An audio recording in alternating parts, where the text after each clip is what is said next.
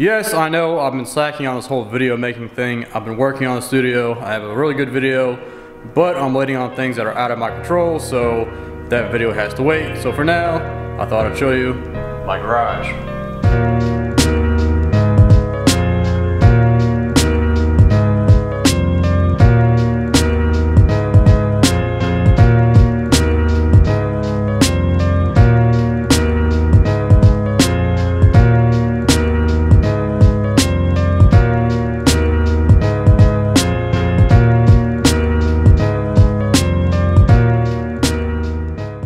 Now before I show you the garage, I have to show you something even cooler.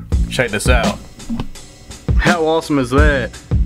So if you couldn't tell, this is a drum throne with a custom leather top on it. Pretty sweet, right? So this throne was gifted to me by Cheryl at Hippo Gear. Obviously she works with leather, so if you want a custom drum throne cover or any other sort of custom leather work done, she is the one to go to, and I'll leave all of her links in the description. But just look how awesome this is. We got the $20 drum set bass drum plus my face. And I don't even want to like sit on it, not because my face is on it, but just because I feel like my fat ass is gonna ruin it. It is comfy though. So again, this thing is awesome, and be sure to check out her website if you want your own custom throne cover or anything else leather related. And I mean, just look at the detail. I could never do anything like this, and again, this thing is freaking sweet. So thank you again, Cheryl. Everyone go check her out. This thing is totally awesome, and I know I've said that like 11 times now, but this is definitely the most rad drum throne I've ever seen. So I've gotten a few comments asking about, you know, what are you gonna do about your garage? You're not gonna have a garage anymore. I hope you bought a house with a garage. And people are just really concerned that I didn't buy a house with a garage. But of course, I had to buy a house with a garage, and this is it.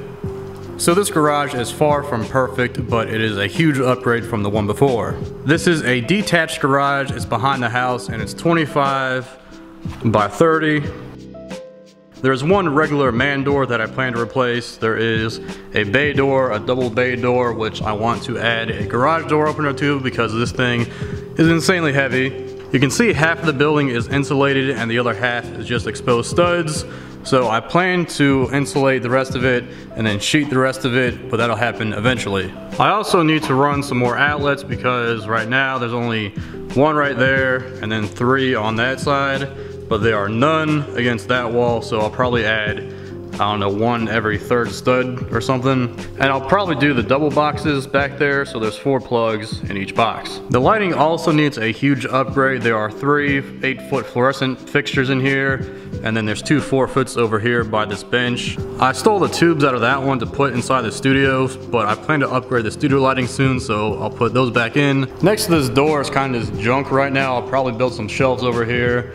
But for now, I just keep these levels, these bulbs, and usually my ladder is over here. And then there is this long workbench which is built into the wall, so they obviously left that here. So I've kind of just been using it as storage right now, and it'll probably stay that way. So again, this is just storage of nuts, bolts, washers, screws, nails, that sort of stuff, so that'll probably stay this way. And then underneath is just storage. I plan to get some more of these metal drawers, and I'll probably just shove a bunch under there and it'll be storage. I also have the air compressor over here, which will probably stay there. Coming on down, this is more storage. This filing cabinet was in the studio, but now it's just sandpaper storage, shelving bracket storage. They had a whole bunch of these shelving brackets up and a whole bunch of shelves. You can see there's a whole bunch up there right now. But you can see on the walls where they used to be, where the sun stained the drywall, and there's a whole bunch over here too. They left this cabinet, so I've been using it as like liquid storage, I guess you could say. So I got stains, finishes, grease, solvents, more solvents, and a bunch of other liquid related things. And then coming around, I put these clamps here just for now. I want to get them off of the ground, so I just hung them up here. I don't know if they'll stay here, but for now, I just have them here. And then next to that, I have my jointer. It'll probably stay against this wall. I'll probably move those toolboxes. I also got this new scroll saw. This is actually the first thing I bought off Craigslist when I moved in. I had this other little one over there, but it's a piece of junk and I wanted to get a better one.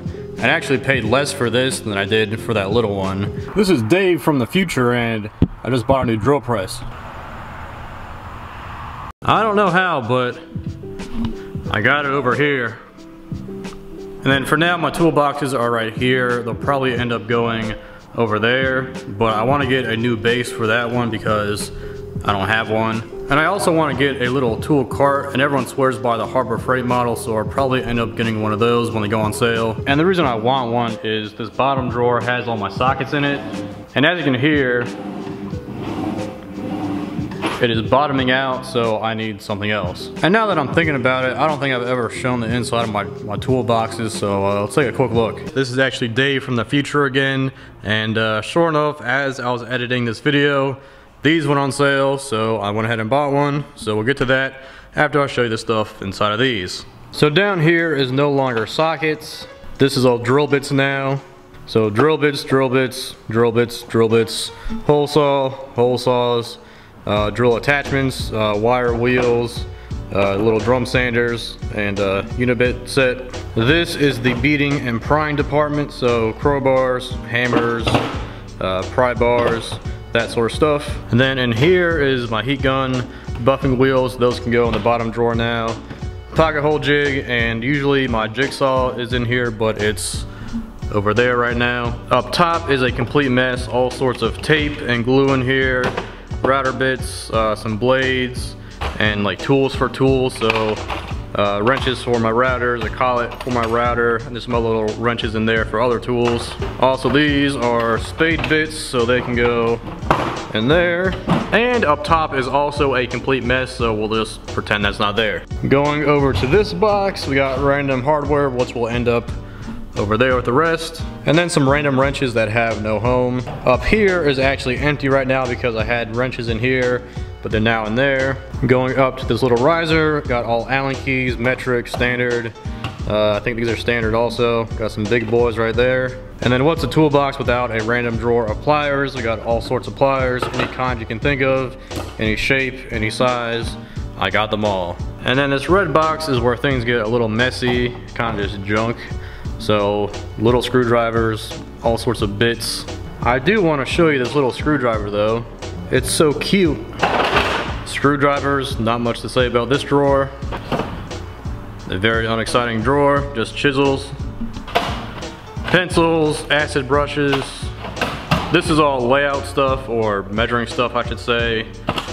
Calipers, a welding lens, bevel gauge, dividers, feeler gauges, and then under here is like drafting stuff, so like a French curve, some circles, square, and yeah. And again, just a mess up top, so forget about that. Now that takes us over to this new cart. I tried to take that sticker off and it didn't come off, which really annoys me. But I mainly have automotive stuff in here. I bought this to organize my wrenches and sockets, but down below I got my jacks. Up top got some vice grips, some air tools, random stuff in here, nothing too exciting. Up top I got all sorts of sockets. I have more that I need to put in here, but these are the ones I use the most. Next to the sockets are my socket wrenches or ratchets, all shapes and all sizes. Below that is all wrenches, standard set, metric set, flare wrenches for like brake lines, some metrics, those are ratcheting. So that's the wrench department. And then down below we got more sockets, more sockets, more sockets, more sockets, and then some little breaker bars and a bigger breaker bar, and that's basically it. And if you couldn't tell, I do like stickers, so send me stickers. And then that takes us over here to the table saw. It'll probably stay in this general area, but I plan to make a giant outfeed table because I have the space for that now. And then also this big slab of butcher block was given to me, so I'll probably clean it up and turn it into an assembly table. And I'll probably put it next to the outfeed table, so that way I can still make cuts on the saw and have a dedicated, work surface for assembling things. And then my bandsaw, it's been sitting in this exact spot ever since I put it here, so I have no idea where it's gonna go, but for now, it's just chilling right there. Also, like a year ago, I bought this little lathe thinking that I would make more bass drum beaters, but I used it like once and then I never used it ever again. So hopefully I'll make a little stand for it and put it to use. And then that takes us to this last wall. I have this little cabinet just with all pneumatic stuff. So like air nailers and wrenches and a die grinder, that sort of stuff. So you might remember this workbench. This is from the old garage. This is the only one I brought from the old garage. So it's here right now. And then there's this beast of a cabinet, which was given to me by one of my mom's friends, the same person that gave me that slab of butcher block. From what I was told, this was from an old train car, and it comes apart, and it was a pain in the ass to put together. It took like a whole day to do it, but finally got it, and it's actually really nice. So it's got these sliding doors, which is nice, so it keeps dust out of it and welding splatter, which we'll talk about in a second. So this will basically be my welding cabinet, and he gave me these drawers also, so I made this quick little frame, and it's really poorly made actually, but it's nice because I can keep flap discs, grinding wheels, cut off wheels, and that sort of stuff inside of it. I also think that this will become my welding table, so I want to get a plate of steel, like a 1/4-inch plate of steel, the same size of the top, and just put it on, and that'll be plenty fine for what I'm trying to do. And then just the other day I bought a new welder, not brand new, but a new to me welder, and I've been wanting to buy a new one for a long time, so I finally pulled the trigger because this was a good deal and I had the space for it, and I also have the service for it. So this is a 220 machine, and conveniently there was a 220 plug already installed.